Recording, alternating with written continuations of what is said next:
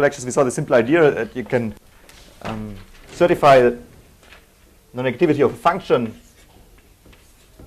by expressing it as a sum of squares of low degree functions.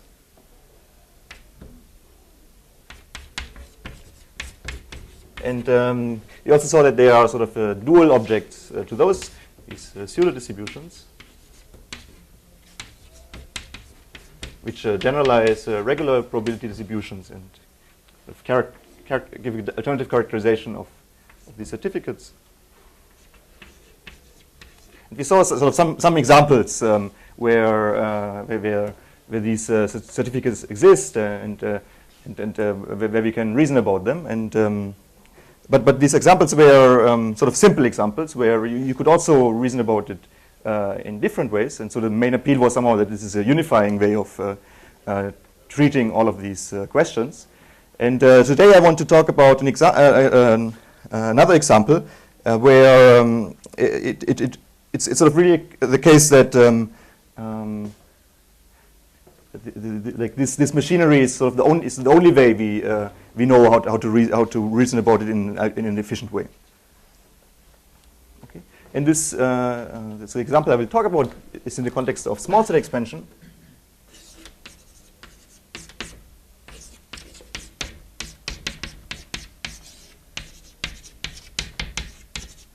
Okay. So suppose you have a graph, D-regular graph.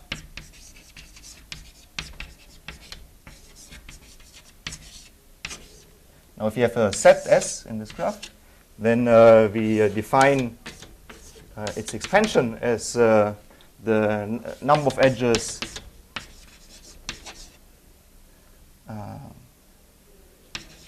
out of S divided by D times the size of S, which is the number of edges that are incident to S because you have this D-regular graph.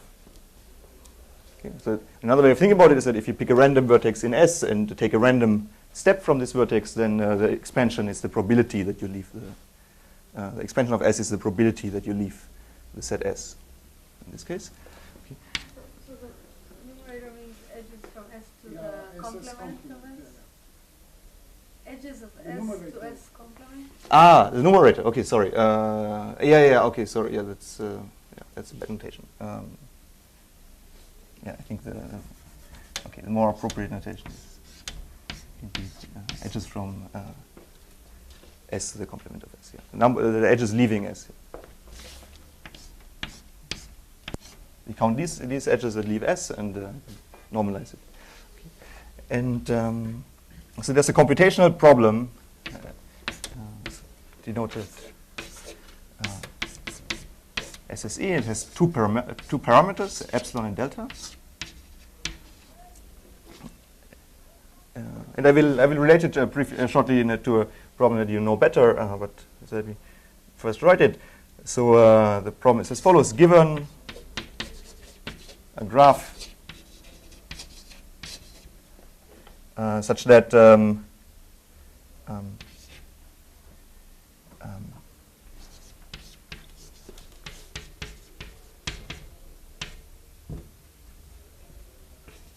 all sets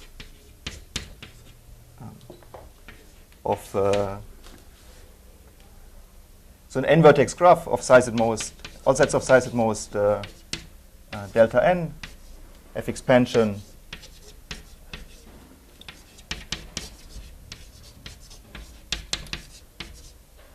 let's say 0.1. So given such a graph, and we will call these graphs delta small set expanders.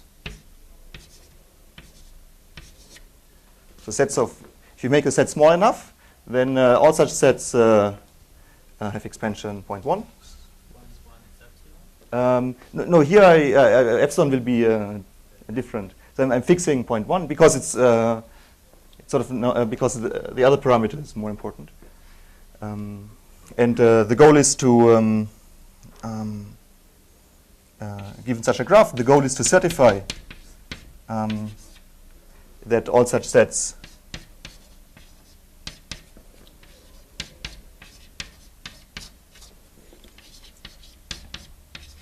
have expansion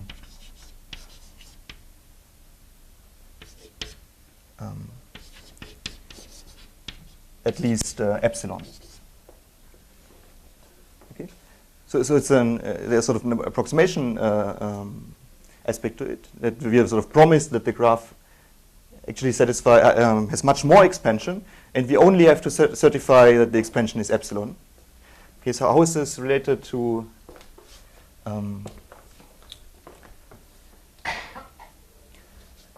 the usual way of the usual notion of expansion? So this is Cheeger's inequality.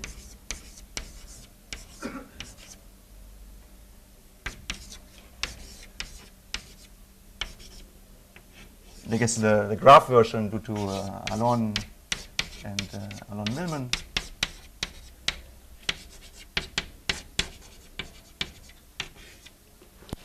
Which says that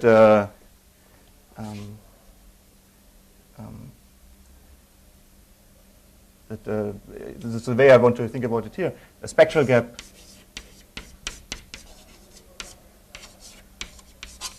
gamma certifies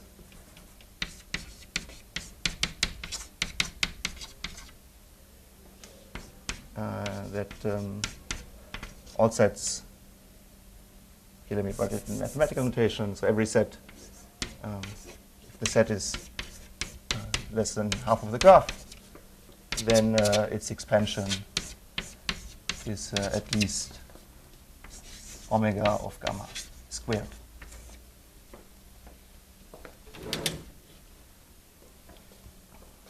So perhaps it's better that you specify exactly how you define the spectral gap. The matrix is normalized, non-normalized. Yes, yes, exactly. So we have, that's a good point. So it's a spectral gap of the random walk matrix. So it's a number between 0 and 1. Or the norm, it's also the same as the spectral gap of the normalized Laplacian. Okay, and so how does it sort of relate to this question? So this allows you to okay, I guess the other part of Cheeger's bound or Cheeger's inequality says that if you have a graph where all sets, so if delta is equal to 1/2, so if you have a graph where all sets of size at most n/2 have expansion at least gamma, then the spectral gap is also at least some constant times gamma, and the spectral gap is something that we can compute. So, but if you compute it, then the fact that the spectral gap is gamma certifies, due to this bound, certifies that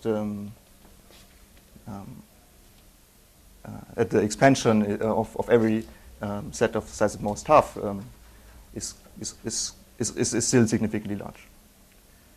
Okay. So this means that if delta is 1/2, then this problem is actually easy, because you can just compute the spectral gap, and then you check that it's it will be some constant, and then that means that for that constant you will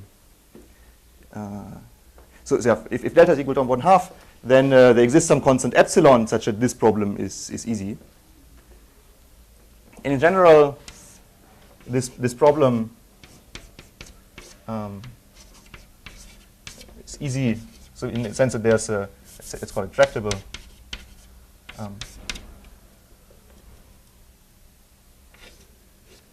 Is it with an I?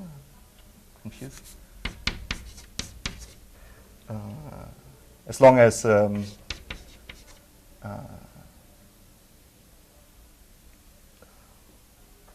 if epsilon is small compared to somewhat small compared to delta. So this follows from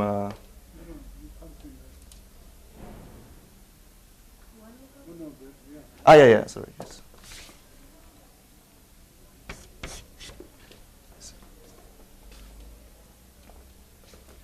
So if epsilon is very small in this sense, so small as a function of delta, then this problem is tractable, and this follows from in some sense a refinement of this Cheeger bound from some paper by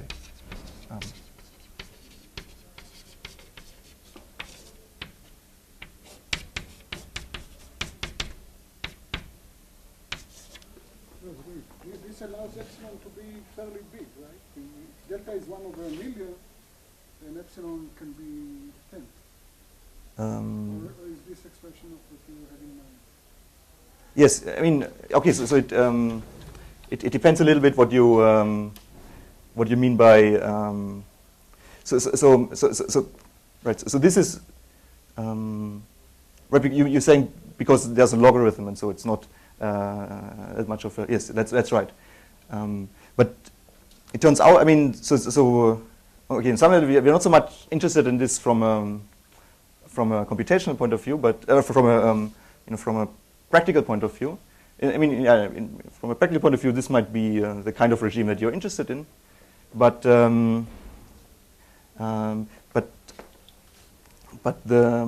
so from a complexity point of view, it turns out what becomes interesting is if you think of delta as an extremely tiny constant and as an extremely tiny number, and epsilon and you keep epsilon fixed. Okay. So the question is, what happens if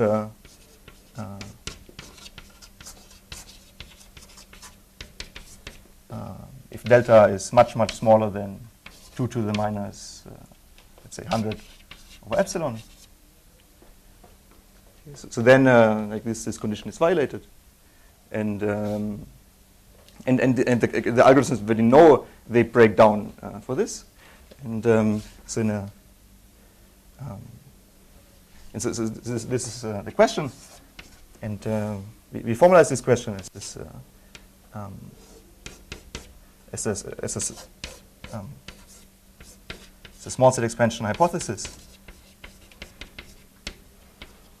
So this hypothesis says that it's really, I mean, we think of it more as it's more of a question. So is it the case that for every epsilon there exists some delta such that this problem becomes NP hard?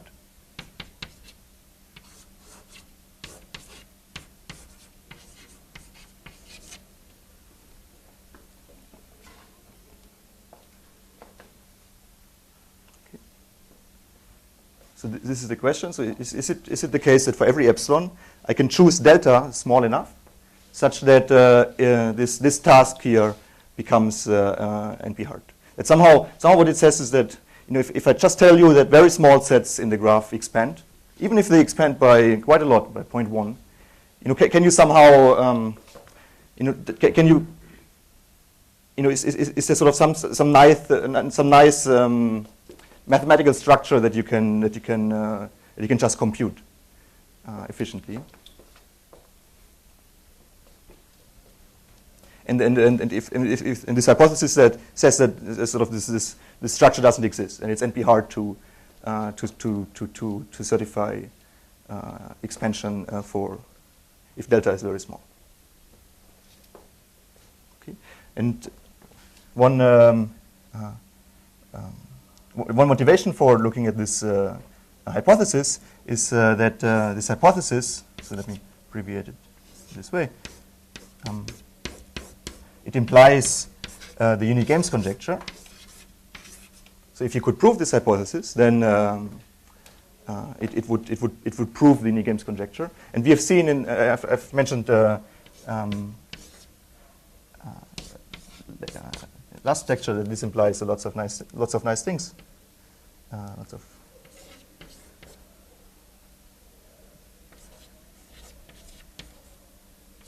of Hardness results.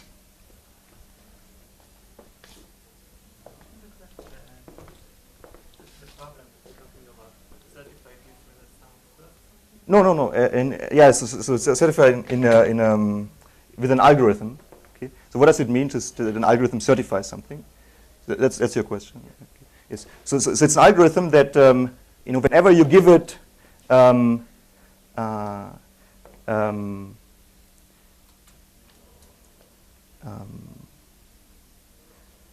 a graph that doesn't satisfy this condition, it outputs no. Okay. You said that if you know that it has expansion at least 1 over 10. Yes. No. So the algorithm should have the property for every graph, not the graphs here. For every possible graph, if the algorithm outputs yes, then that should always mean that the graph has this property. Okay. So that means that the algorithm certifies this property, and what we want is an algorithm that certifies this property, and it outputs yes for all instances of this case for all such instances. Okay, that sort of it manages. So the algorithm has this property that if it outputs is it somewhat clear? No. It should only output yes on instances that have this property.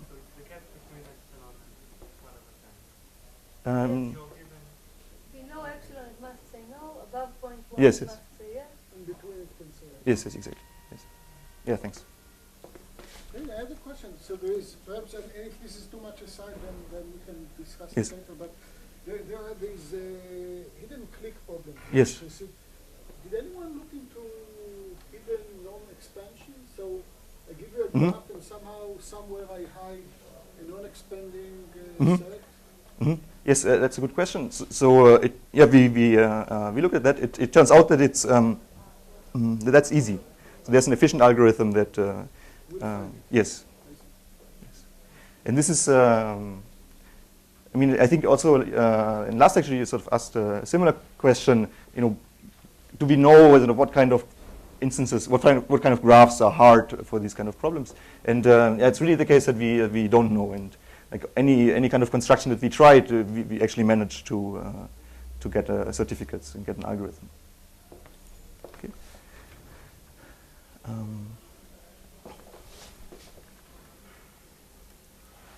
So this is the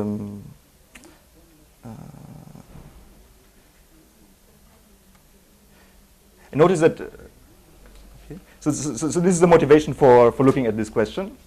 Okay, so we somehow we're trying to understand what does it mean that a graph is a small set expander. Okay. Can we deduce from that something that we can compute efficiently? And like as you suggested, we will look into this problem using some more square certificates and pseudo distributions. And so here is sort of the sum of squares algorithm for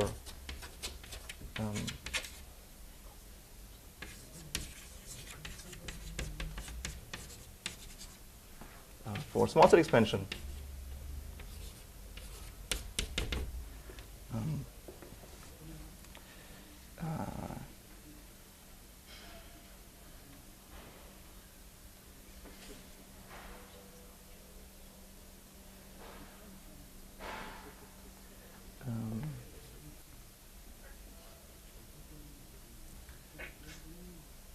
So we will look at the following function again. For graph G, we count the number of edges such that xi is different from xj. And here, this is now so last couple of lectures we were thinking about the hypercube as strings with vectors with +1 and -1 entries. Here it turns out just to write down, some expressions will be less painful if we think of the xi as either 0 or 1.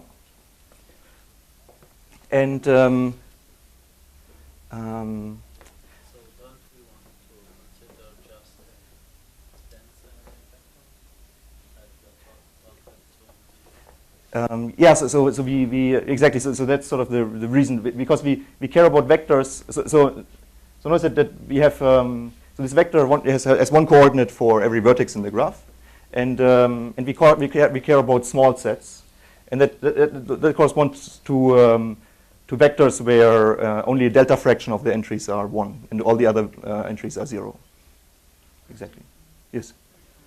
There exists a certificate for such graph? Say again? Does there exist a certificate for doing this? Here, so this is the question. If there exists, and if you can find certificates efficiently, are you asking if do they exist? Small certificates, if they do exist? Yes. So if this hypothesis is true and this task is NP hard, then unless NP is equal to co-NP, the problem is not only that you can't find the certificates, but they also don't exist. They will only be very large certificates.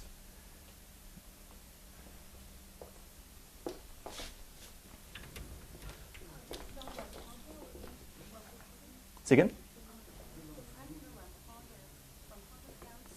Here, yeah, so the 1/4 here is disappeared because we are now thinking of, now X is an element here. So the coordinates are either 0 or 1.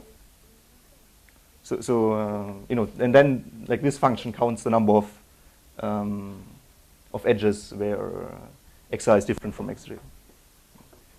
Okay. And okay, so what does the algorithm do? So the algorithm computes a degree D so distribution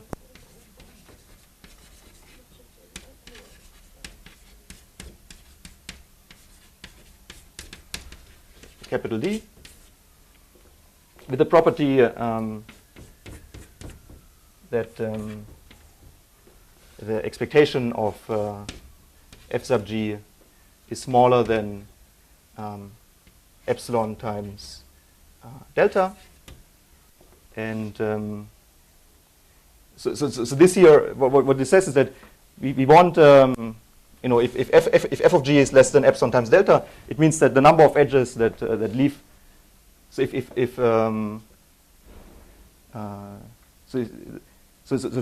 so x here, it corresponds to the set S here. It corresponds to some set S. Look at the set where x is 1. And then, okay, so this function just counts the number of edges that go out of S, and so if f of f sub g is equal to epsilon times delta, sorry, I guess here we didn't normalize. I want to normalize here.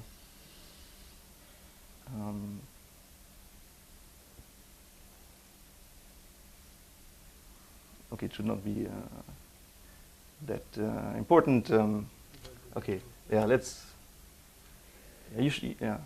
Okay, so I think. Okay, I'm just wondering what's the later on. What do we want to do?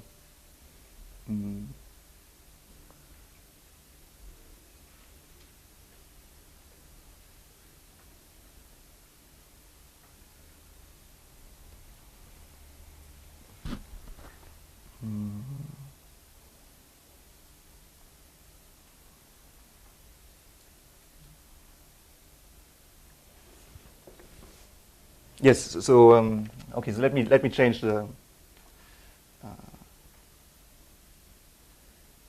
Does it matter? Yeah. Let me change the function a little bit.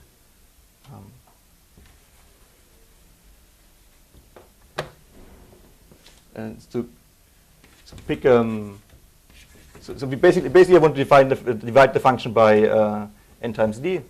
So.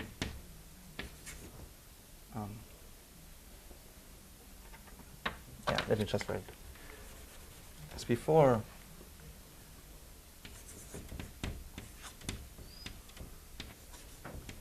Yeah, so let me just divide this by n times d, and then yes, yeah, d regular. Yes.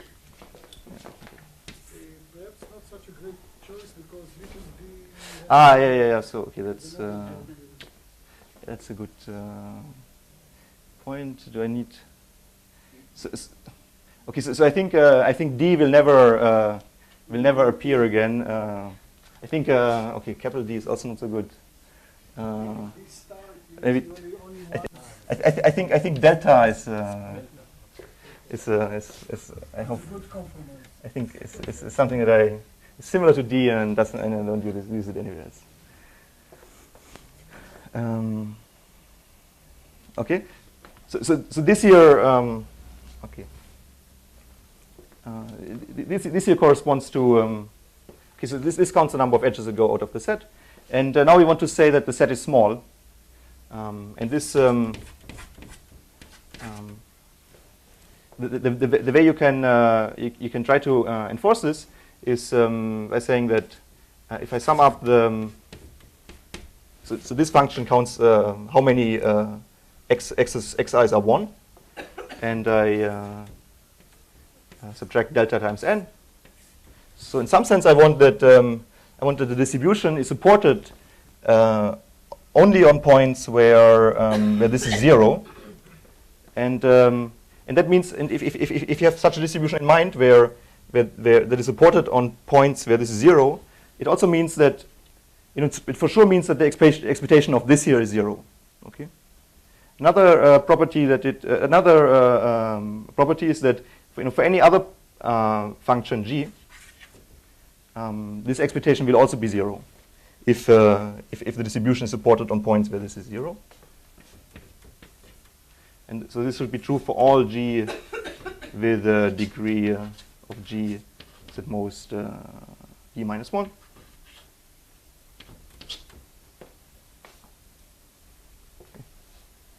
And yeah, we have this. So those are in some sense the conditions that that correspond to the problem, to this problem. And just to remind you, the other conditions are that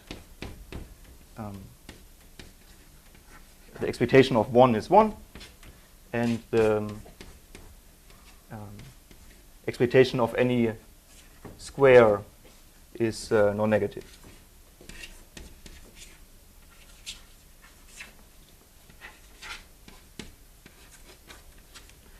And maybe the final reminder that is.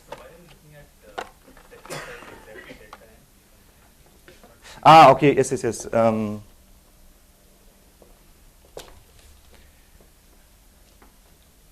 So I mean it's a minor point. So like this doesn't really make much of a difference. It just makes life a little bit simpler. So here in this for this problem, actually what your goal is to not certify that all such sets have expansion at least epsilon, but let's say all sets. Oh, I guess a different color. Not sure if it matters. All sets with size equal to delta n.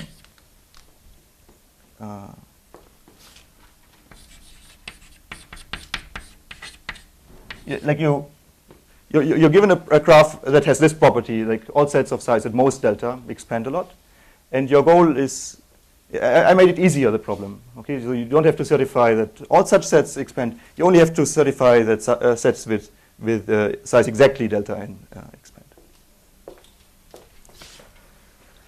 And maybe let me also make this a strict inequality, just so that it's a bit more consistent with what I wrote here.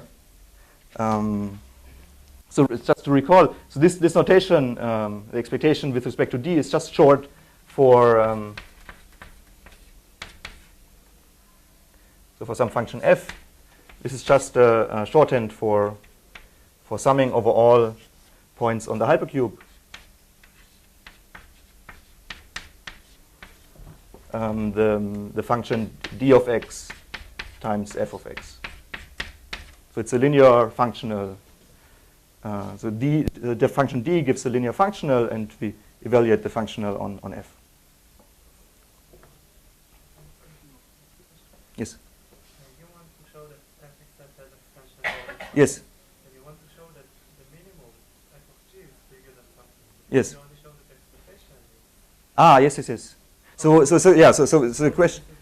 Yeah. No, I mean, yeah, I should say, I should explain how is this related to this. Right? So the claim is that.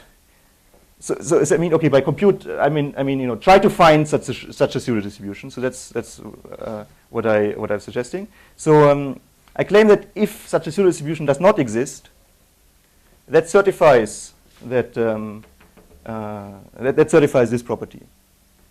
Okay, because like if this property is violated, then there exists a set of size delta n that has expansion at most epsilon. And now I can think of the distribution that puts all the weight on this set. That would be a solution that would satisfy that distribution that would satisfy all these conditions. And so it means that if this property is violated, then I can find then such a function d exists. Yes, it's even a real distribution, exactly. And so it means on that like the contrapositive means that if I try to find this and if such a distribution does not exist, then I know for sure that my graph has this property. Say again? This is the easy part. Yes. Yes. Yeah. Now what we have to show is that that if you have a graph like this, then such a pseudo distribution does not exist, and then we would be done. Then we would refute this hypothesis. Yes. Okay. And I mean, there's also a way to think about this in terms of sum of square certificates. It's just I think it's a little bit maybe more intuitive to write it down to explain it in this way. Okay, good. And now now let's see what we can say about this.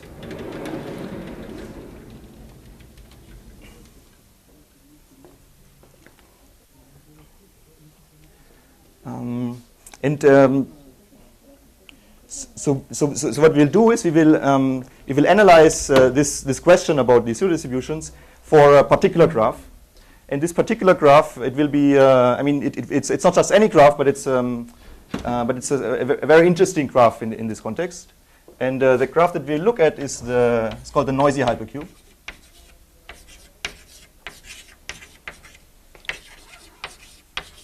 And this, I mean, this graph, it appears in lots of contexts.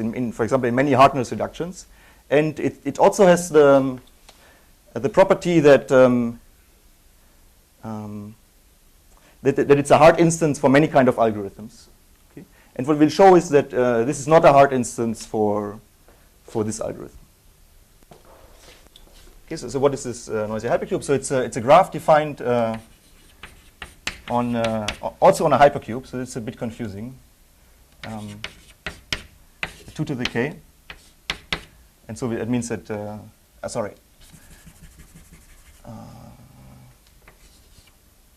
So vertex set is +1 -1 to the k, so it means that we have n equals to 2 to the k vertices.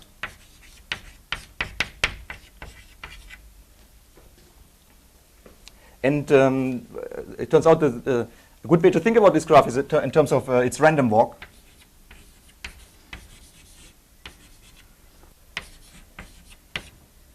So I will describe the graph in terms of its random walk. Okay, so that turns out to be a useful way to describe this graph.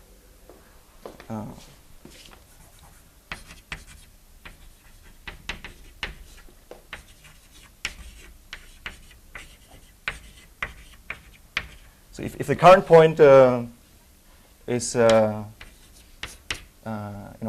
point x,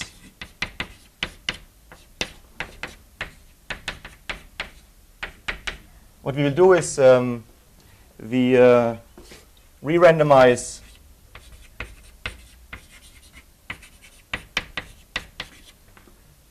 every coordinate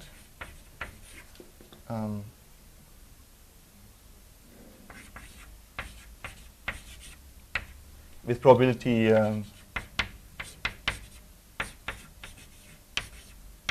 epsilon. Okay, so you have this k-dimensional vector. Okay, so maybe x is a bad. Okay, let me let me keep x here. We have this vector x, and we re-randomize at every coordinate. So we go through all the coordinates, and with probability epsilon, we replace that coordinate by a random sign, either +1 or -1, and with probably 1 minus epsilon, we keep it as it So is. it's not really a graph. No, I described the random walk on this graph. So I told you how to go from one vertex of the graph, x. X is one vertex. X is one vertex of the graph. How to go to a random neighbor? It's a weighted graph. Yeah, sorry. It's for sure a weighted graph.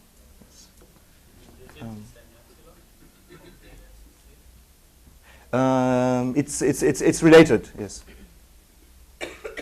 So as a graph, it's a clique. You can go from everywhere. As a graph, yeah, it's an unweighted graph. It's a clique. Yes. Yeah. Yes. Yeah. I mean, yeah, think of it as a weighted graph. I think that's a good description. Yeah. But you can. But if you want to think about it as a graph, one way to think about it as a graph, which is, I mean, which captures the essence, is that you connect every point x to all points y that have Hamming distance epsilon k. That's sort of where the bulk of the probability is. Okay. And we could have worked with that group? That's a good question. I would think yes. Not completely sure.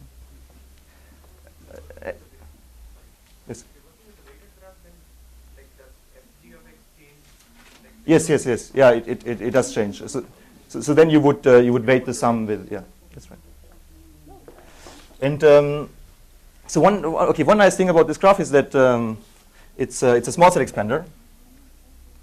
So the claim is that we will actually talk about this claim quite a bit. It's a small set expander.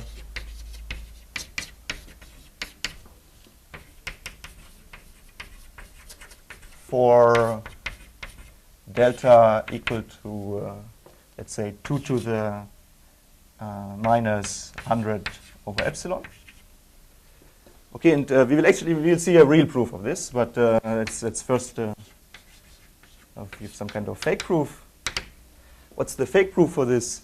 The fake proof is that the least expanding sets in this graph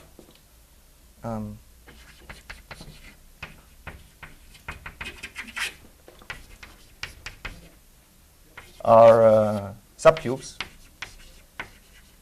obviously. So for every size, what I'm asserting here, which is I think not even true, but I think it turns out to be approximately true.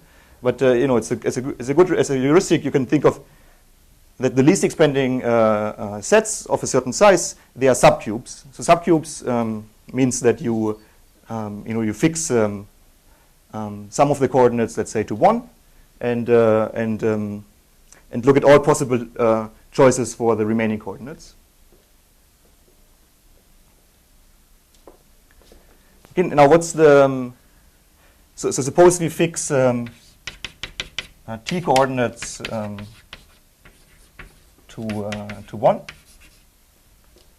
Okay, and all the other coordinates can be either +1 or -1. So this describes a subset of the vertices of this graph. So this is contains has size. This set has size 2 to the minus t times n. N is the number of vertices. N is a number of vertices in the graph, right? Because if you pick a random, if you imagine picking a random point, then the probability that let's say the first t coordinates are equal to 1 is 2 to the minus t. Yeah. Okay. So actually, I should just for concreteness, let's say the first t coordinates, we fix them to 1. And what's the expansion of this set?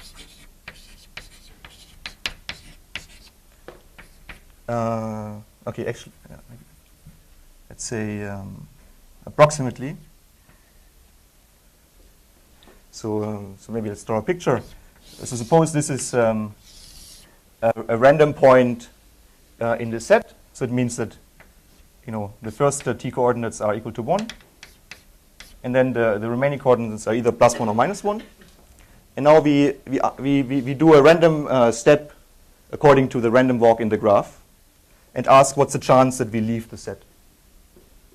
Okay. Yes, exactly. So, so the chance, the question is just, it's essentially the probability that we flip one of these t coordinates, and this happens with probability roughly epsilon times t. And you see that if t is larger than 1 over epsilon, then this happens with at least constant probability. Okay, and so that means, and remember our definition of small set expansion was that we wanted expansion at least 0.1. Okay, so it means that if t here is larger than let's say 100 over epsilon to have some slack, then the expansion is at least 0.1, and that's what we wanted. Okay, and now what we'll prove is that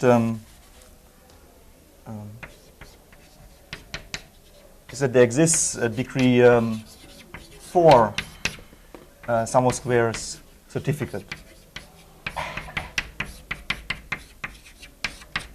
for for this fact.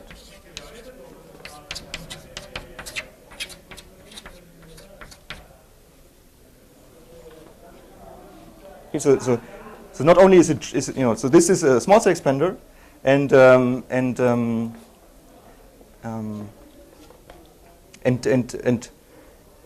not only can you prove that it's true, but you can also there's also a very small sum of square certificate that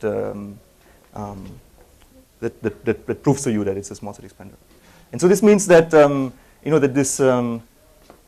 that for this algorithm this kind of graph is actually is not a hard instance, and it's surprising because this kind of graph it's basically a hard instance for every other algorithm for small set expansion.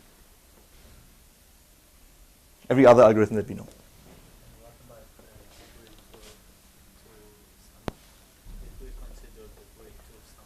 Yes, that's a good question. Yeah, exactly. So for degree 2, we know that it doesn't work. That you need a degree at least for. Yeah, maybe the good question. So why is this a hard instance for small set expansion? So the reason why this is a hard instance for small set, or somewhat hard, the reason why this is hard for many algorithms, including degree 2 sum of squares, is because this algorithm has quite a large number of large eigenvalues. Okay, so this graph, let's say algorithm, this graph has quite a large number of large eigenvalues, and by more precisely, the random walk matrix of this graph, it has at least it has k eigenvalues that are 1 minus epsilon. Okay, and the thing is that so if suppose I tell you that that I have a graph and it has k eigenvalues that are 1 minus epsilon, if you would try to draw this graph, how would you draw it? So you have to know a little bit of spectral graph theory, but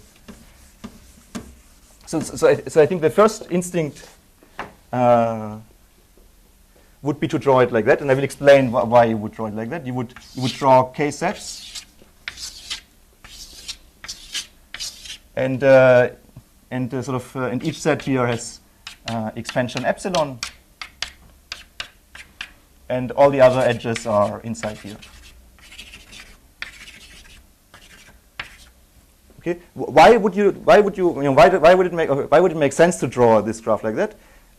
If epsilon is equal to 0, okay, which is sort of a reasonable thing to do as a sanity check, because we think of epsilon as a smallish constant. If epsilon is equal to 0, so that means that you have k eigenvalues equal to 1. That means that your graph has k connected components, at least k connected components. And you know, it means that so these points here correspond to the connected these sets here correspond to the connected components, and you have expansion 0 across the sets. And somehow you would expect that, you know, if I make epsilon now a bit larger, then you know, I can, you know, I should also have, I should still have these components, but maybe there are some edges across. And this is and if you have a graph like this, then you know, one of these sets will actually be a small set that doesn't expand.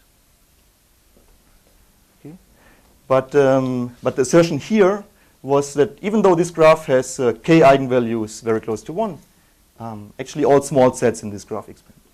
So this is somehow the surprising property of this graph. Even though it has many eigenvalues that are large, still all sets, you know, small sets expand very well.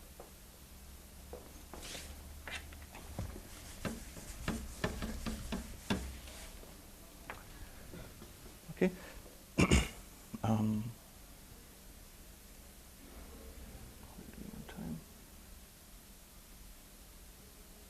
The spectrum of the K cube is without normalization. Is you get all the eigenvalues k, k minus 2, k minus 4, all the way down to minus k. Mm-hmm. Multiplicity 1, k, k choose Yes. 2, k choose 3. Yes. But so then the second eigenvalue, it has multiplicity k, and it's k minus 1. Yes. And if you normalize it by k, then you have sort of 1 minus 1 over k. Yeah. Exactly. Yes. 2 over, yeah. And right. And this, I mean, this is not. I mean, yeah. In some sense, this graph behaves a little bit similar to that. It's sort of like the. Like epsilon equals 1 over k. Yes. Yes. Because you're doing epsilon k steps in the regular. Yeah. Okay. So now we want to sort of convince ourselves of this claim,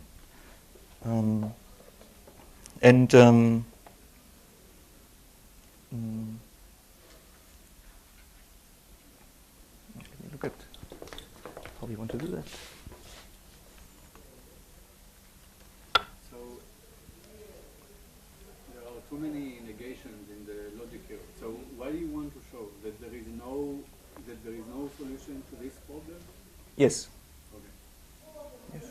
And that you call an existence. You're saying that there exists. Yes. Yeah. Okay. So that's a fair concern. Yes.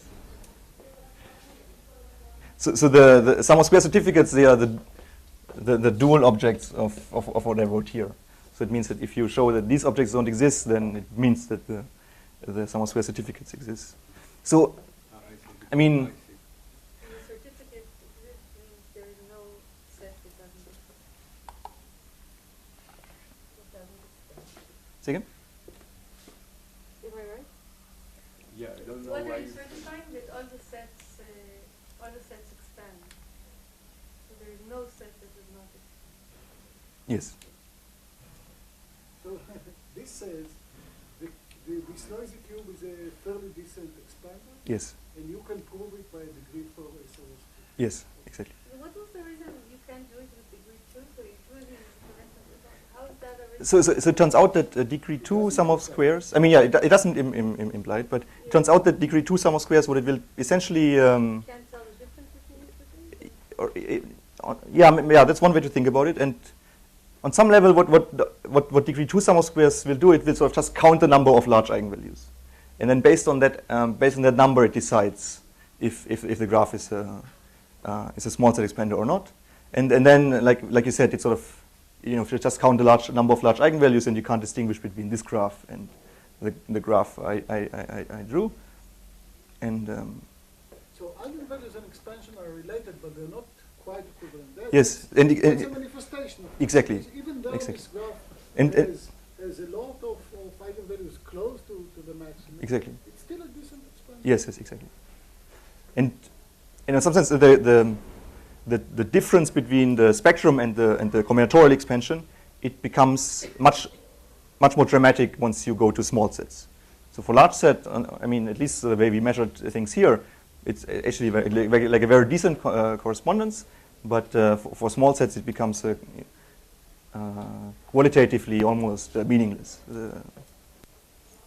Okay. Spectral doesn't tell you practically anything about sets below size root. But actually, like the sets that we look at, they are a constant fraction of the graph. Okay. So they are actually, and yeah, it's also somewhat important.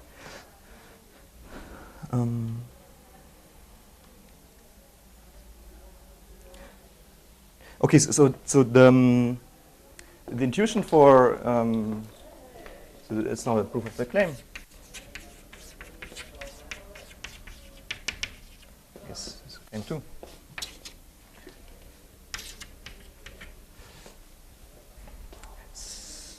So what does it mean? And first, the way we want to discuss this is that we first sort of give a regular proof for the fact that that this graph is a small set expander. So we first sort of give a make this into a proper proof, and then we will sort of check the steps in the proof and say that actually all the steps in the proof are sort of identities, and the identities are and the difference and sort of the differences are sums of squares of low degree polynomials, and that means that you get these certificates. On some level, that's what we will do. And so what's the intuition of the regular proof? The intuition here is that if you have a small set with low expansion,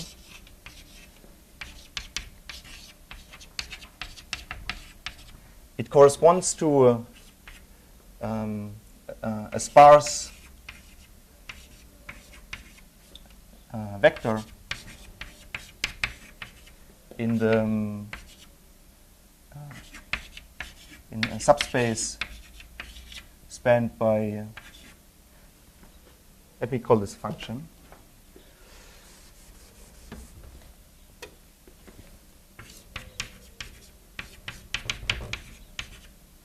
In subspace spanned by the sort of top eigenfunctions of the graph. Okay, and, I mean, of course, you have to quantify this, and so just so sparse here means you can, as a first way to think about it is that it's it's supported only on a small fraction of the vertices, and here the functions are functions on this hypercube. So they and so a set would correspond to a 0-1 valued function on this hypercube. Okay. And so the like what's the formalization of this? So let U be the subspace spanned by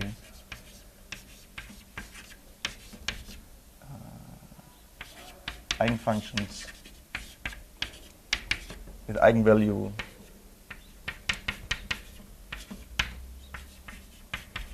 at least 0.01,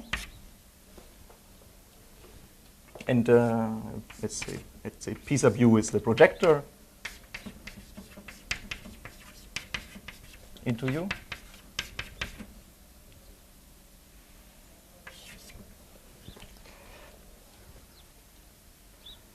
Okay, and okay, so I think this notation is a bit okay,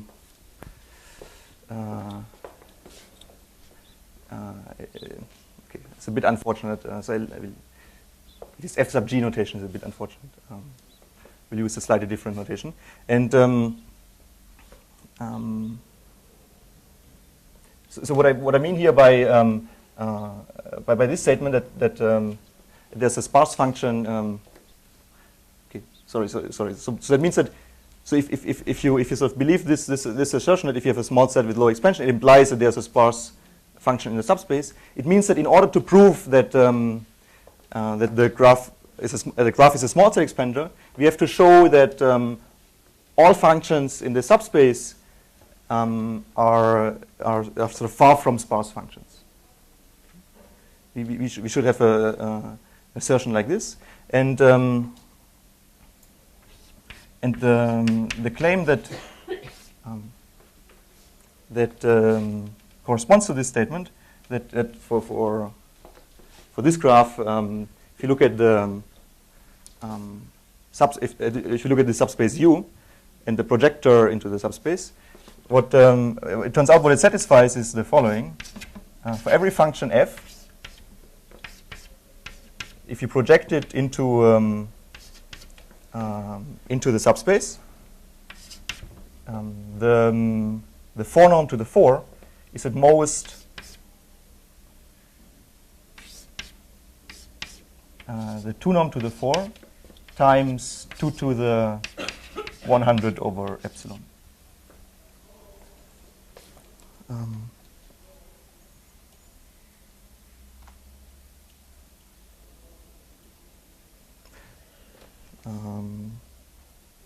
So I think this 100 is maybe a little bit too optimistic. So there will be more zeros here. Let's say 10 to the 6 or something like that. Okay. So it turns out that for this graph, this statement is true. And say again? Oh, 10 to the 8. Okay. Yes. One fewer zero. So what this statement means is that okay. So hereby the 4 norm. I mean, the 4 norm of functions. So so here I average over the hypercube the value of this function raised to the 4, and now by Cauchy-Schwarz I know that this is at least as large as the 2 norm of the function to the 4. Okay, so if you average the square of the function values, and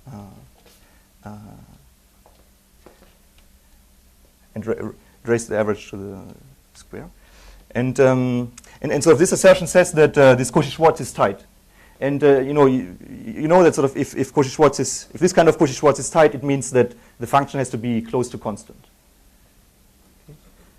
And so that's sort of the tight case for this kind of Cauchy-Schwarz, and that means that it can't be a sparse function. So in some sense, this assertion corresponds to ruling out that such a sparse function exists in the subspace of the top eigenvectors of this graph. Okay. And this is called hyperconjectivity, or sort of one version of hyperconjectivity, and goes back to work by Bonami.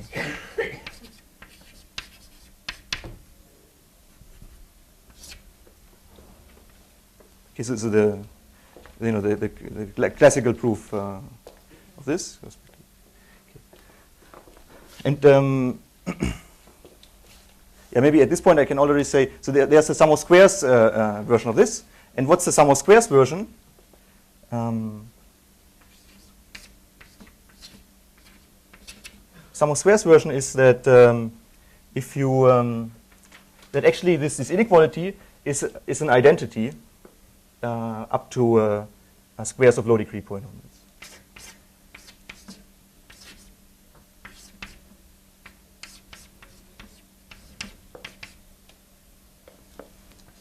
2 to the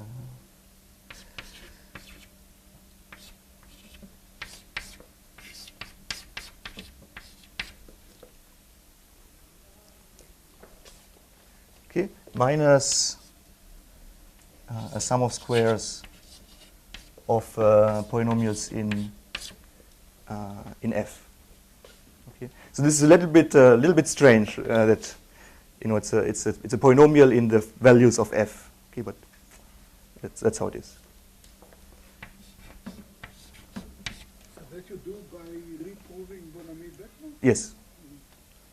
You repeat the proof and you get this. Yes, so it turns out that you have to change it slightly, but on some level, there's an inductive proof of this, and the inductive proof you can do it with sum of squares. Depending on the time, I can show it.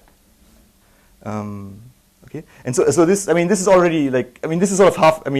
Once you have this, it's sort of it's halfway through, because this is really the key component of the proof that this graph is a small set expander. And let me just actually good to erase this. Notation is a little bit consistent.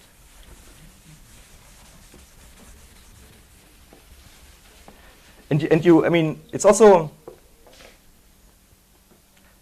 it also makes perfect sense that, you have trouble doing this with degree 2, because this here is a degree 4 polynomial.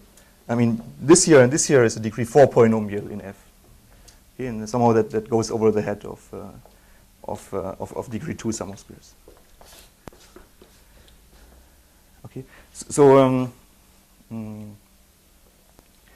if you have, let's just, so if the expansion of a set S, it turns out that you can. Yes. By the way, when I meet Beckner, the hyperconductivity, the surprise is that you can compare. You don't even need to project. Do you really need to project?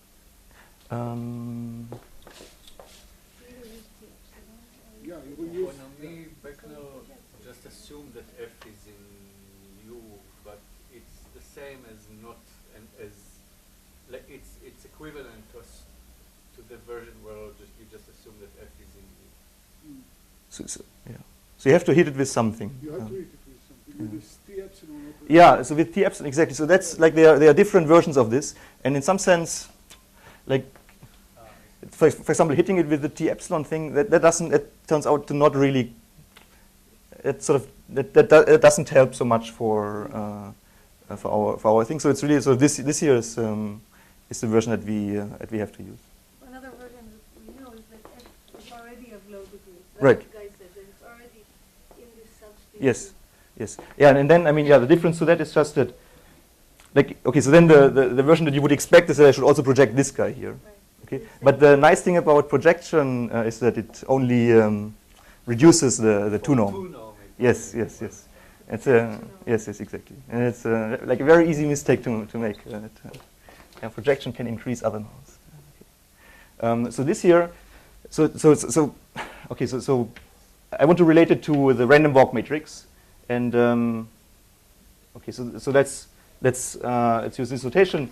So T1 minus epsilon.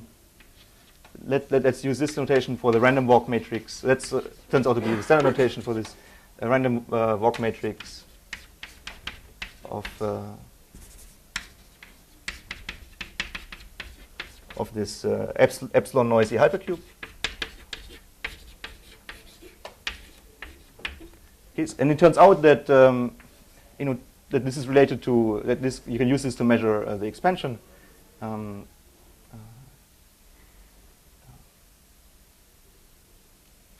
So you look at the indicator vector of the set, the random walk matrix, indicator of the set, divided by the two norm of the squared of the set.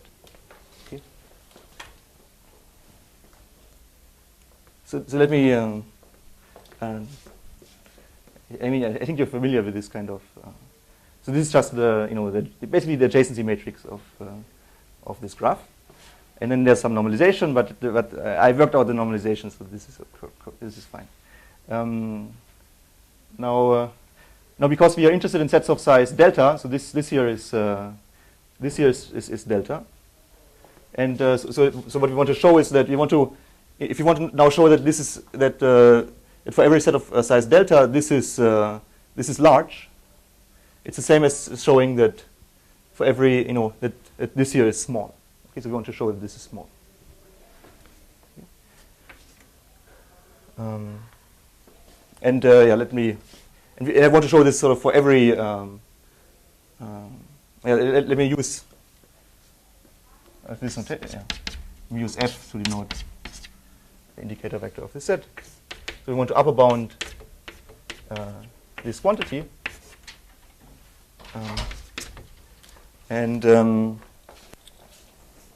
Now this is okay. Now this is a quadratic form corresponding to this matrix evaluated at F.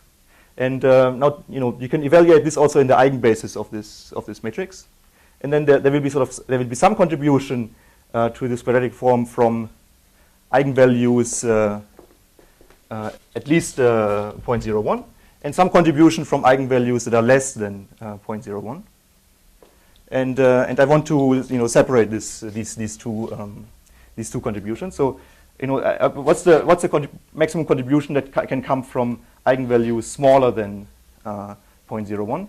Okay, so eigenvalues are all smaller than 0.01. So sort of each eigenvalue counts at most this much, and in total, in the worst case, sort of all of the function lives in that part in those eigenspaces. Okay, but notice that if all of the contribution comes from those guys, then we are in good shape, because then we already know that this is very small. Okay, so this is sort of a term that is for free. Now the problematic term is that things can come from the large eigenvalues. The largest possible eigenvalue is 1 in this case, because it's a random walk matrix, and the maximum it can contribute is the 2 norm that you have in those eigenspaces, and that's measured by the 2 norm of the projection. Okay. So now, basically, this here is a good term. So now we need to upper bound this guy.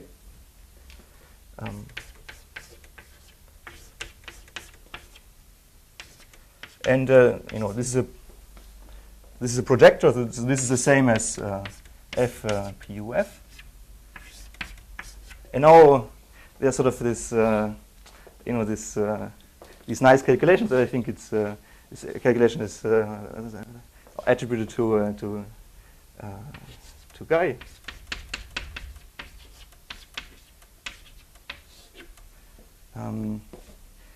You can do the way you want to bound the way you can bound this is using Hölder's inequality. Actually, okay. So I want to be a bit careful here. So because f is a Boolean function, this is the same as f cubed times PUF. Okay, so here we use the fact that this is a Boolean function. And now we want to use Hölder's inequality. And basically we want to use it with the 4 norm.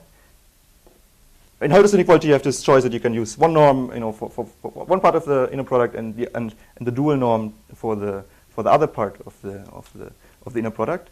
And so here we want to use the 4 norm because we have some information about the 4 norm here.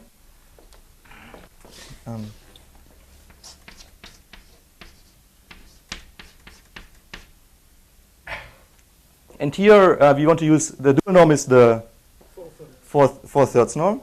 And so that means that we want to raise this guy to the 4/3 power. And that's the same as raising it to the 4th power. So this is the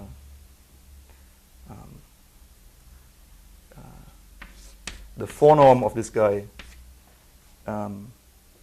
raised to the okay, so now I'm getting confused. I think I have to look it up.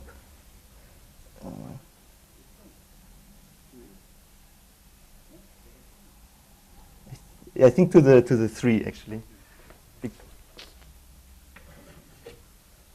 Thanks. And okay, now you now you you compute it, and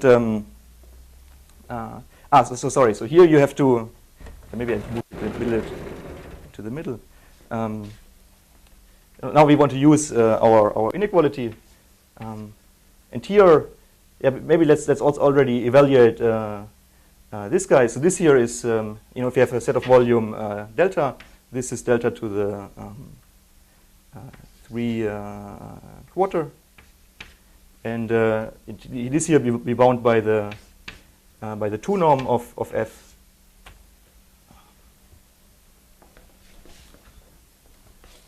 Using this hyperconjective estimate, so that's the key step. Times some 2 to the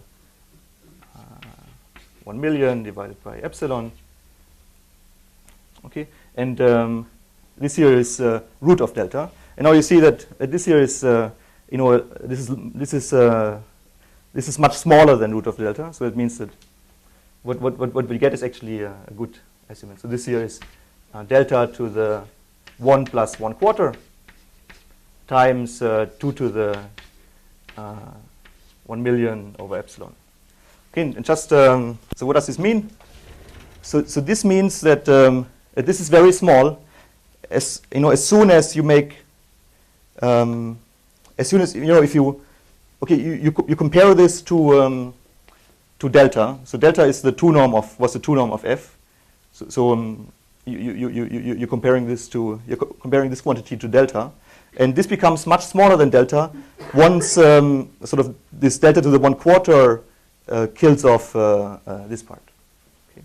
And that sort of exactly means that once the sets are small enough, then also this part becomes very small.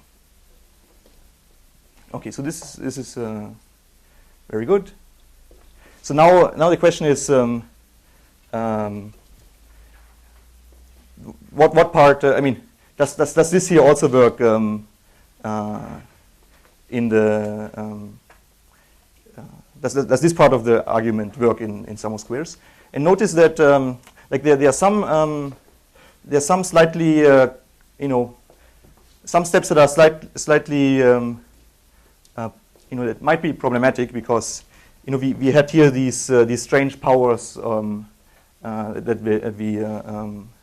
that we were throwing around, and we use this Hölder's inequality, and with some with degree 3, and so it means that we what we need to do, we want to convince ourselves that each of these steps are captured by sum of squares. To be able to write Hölder for these parameters.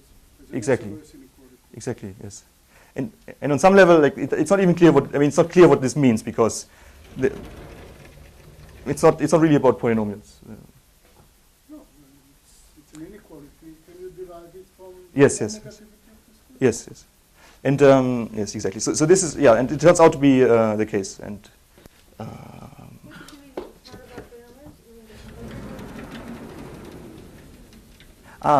the because it's these fractional powers. In this sense, it's yes. And of course, you could sort of say, I just raise this to a large enough power, then somehow all of these guys will become polynomials. But then it's not clear how this is compatible with, for example, here. Okay, so now you know that if this raised to a large power is small,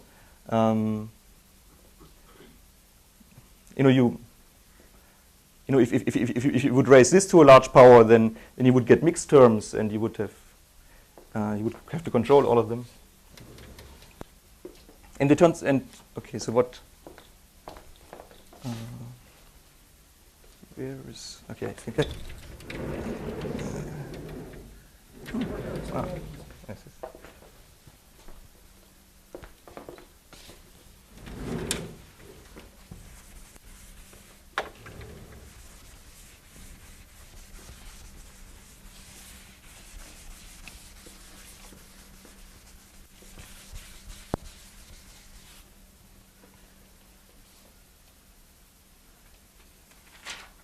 Yes, and here, so the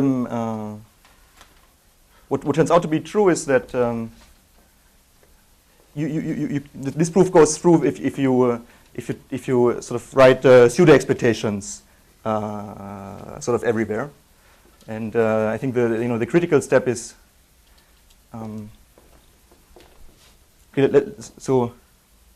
Okay, so yeah, let's discuss this. So suppose we would write these pseudo expectations here, which is really sort of what we it's enough to show that the pseudo expectation, that for every pseudo distribution the pseudo expectation of this here is small.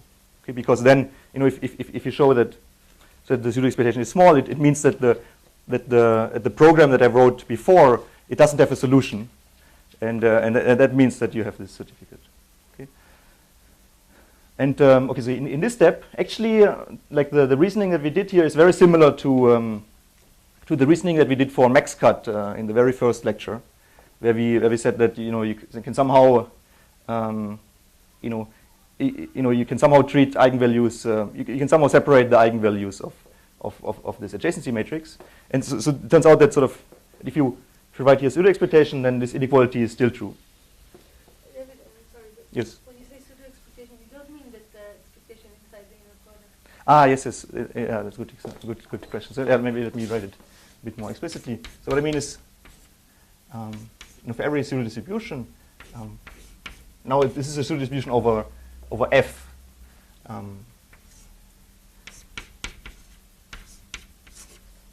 This here is at most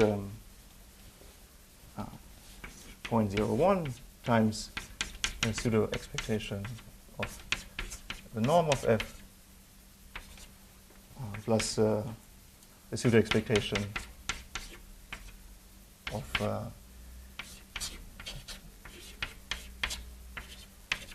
Just to parse, pseudo expectation was some linear operator that mapped. Yes. So now, notice that. Okay. So let's write this here in an explicit way, just to make sure. So here you go over all possible functions on the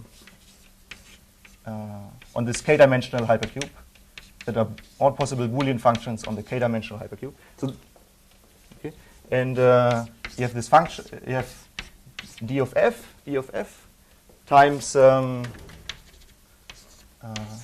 f inner product t1 minus 2. Okay, so it's a pseudo distribution over f because f corresponds really to the set of the graph that we're looking at. It is or isn't expandable. Yes, that we want to whose expansion we want to reason. Yes. Okay, and so this step of the proof stays true, and because so it means that we just have to bound this here, and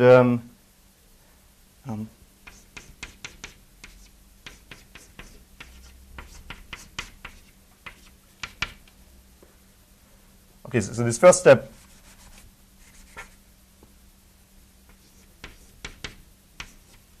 So this is just the same function as this guy, and a function of f, and also if we because f here is the 0,1 valued functions.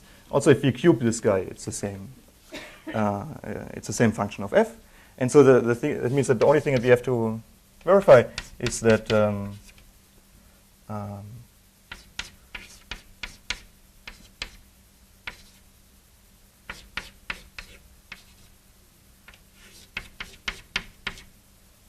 okay. And okay, so now maybe I made a pedagogical mistake. So now you see that this here is already a problem. Okay, because because this is not a polynomial. Yes, yeah, this is not a polynomial. And if you remember, then I said that in some sense that means that this is like a high degree, very high degree function. And we said that the high degree part of d we don't really have any control over. So this sort of explodes. Okay, and but it turns out the way you can fix this is as follows. You, in some sense, you put the expectation a little bit inside, the pseudo expectation a little bit inside, and yeah. So maybe let me write it. So this here doesn't work, but what works is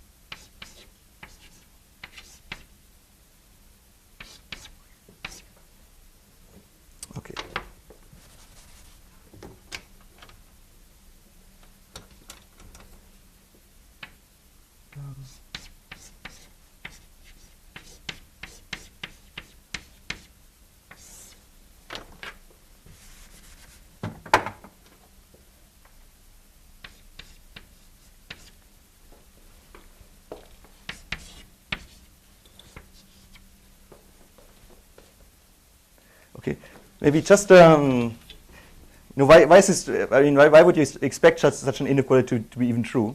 We notice that it's not. I mean, a priori, it's not completely. It's not clear why this inequality is. Is it? Okay, so I think it. Yeah, I think we. Okay, it's clear that it's true, yes. Because I think you can. If you had here an actual distribution, then you can get from here to here. So it's only so this here is in something that's strictly weaker inequality than this inequality, because because this is sort of by applying Cauchy-Schwarz again to these guys. But now this is a good inequality because this is a degree 4 polynomial in F, and this is a degree 4 polynomial in F. And so this. Fractional powers. Yeah, but the fractional. Now you raise both sides to 4. No, but notice that these fractional powers, they are outside of the pseudo expectation. Okay. So it means that like you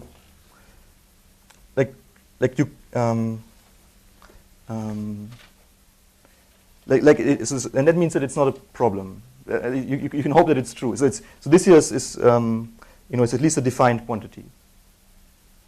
Yeah, but if the proof remain degree 4, will that raise it to degree 12? So you have to reason why this is true for degree 4. You still have to reason why this is true. So at least now it's could be true, and maybe just as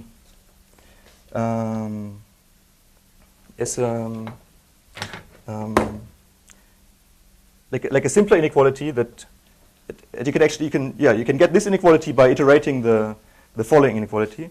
So if you have a pseudo expectation over, let's say, suppose there are some two functions g and h. So those are variable. This is it's true that this is at most a pseudo expectation of the squared norm of g to 1/2 times the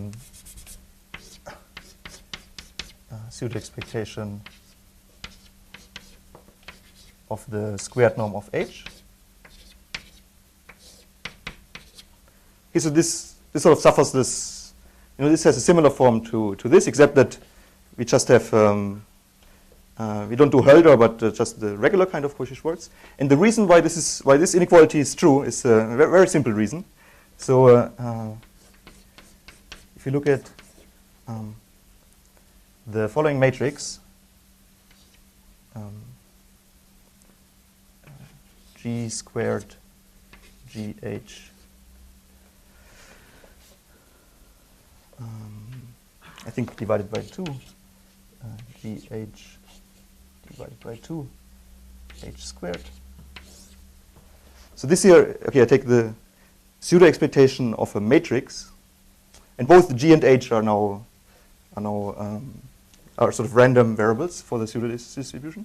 This here is PSD, and by linearity, the diagonal. I mean, if I put this here inside, then diagonal terms are this, and the off-diagonal term is, of course, related to this, and the PSDness of this matrix implies that this implies that this inequality holds.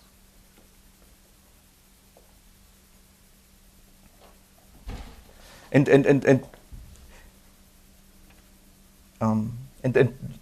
you can show that that the pseudo expectation of this matrix is PSD. So if this would be an actual distribution, then this is a PSD matrix, and you just average PSD matrices. So it's clearly PSD. But and if it's not an actual distribution, the way you can show that this is still a PSD matrix is exactly in the same way that we showed it for in the case of max cut, where we had this. We wanted to show that pseudo expectation of XX transpose.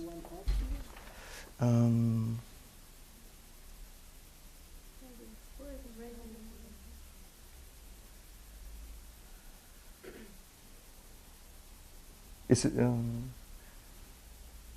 yeah, I don't think. Yeah, you don't think. Yeah, I don't think you need the 1/2. Yeah. That's right. Yes, thanks.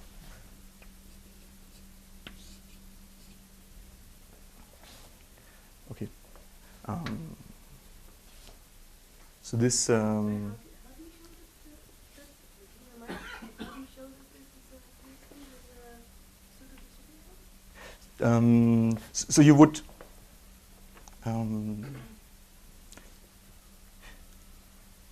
So this is okay. So you would okay. Let me just describe it. You would you want to check that this is a PSD matrix. Okay, so this is a matrix, and now I want to I have a vector. I want to check that its quadratic form is non negative everywhere. So I have a two-dimensional vector here, and I hit the matrix from the left with some two-dimensional vector, and with the same two-dimensional vector I hit it from the right. I want to evaluate it. By linearity, you can put this inside the pseudo expectation, and then if you compute what's and now because this is a PSD matrix, if you hit now this PSD matrix with this vector from the left and vector from the right, then what you have here is a sum of squares, and the condition on these pseudo distributions is that for sum of squares, their expectation is non-negative. Yes, good question.